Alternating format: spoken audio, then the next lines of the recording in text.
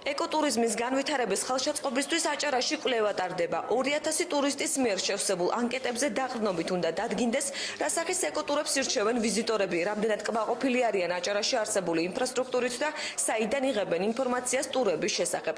კვლევაზე ინფორმაცია საერთაშორისო ბიზნესის განვითარებისა და ინვესტიციების ხელშეწყობის ცენტრის წარმომადგენელმა ტურისტულ ბიზნესში ჩართულ პირებს მიაწოდა.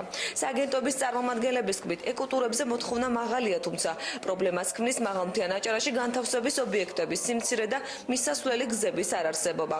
ტურისტების კვლევის ფინანსური მხარდამჭერი ევროკავშირია. გამოკითხვა შავი ზღვის აუზის საზღვრისპირა თანამშრომლობის პროექტის ფარგლებში ხორციელდება.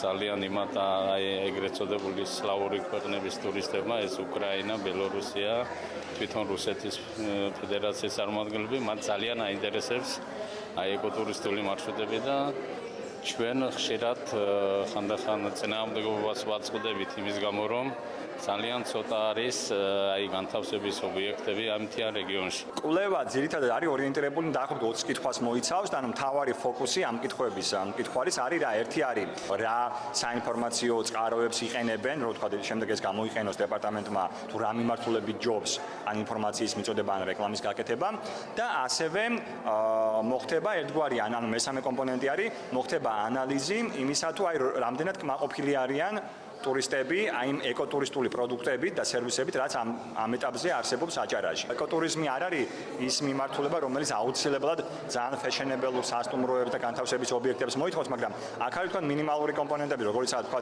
მისასვლელი გზები, რაც ჯერჯერობით პრობლემაა.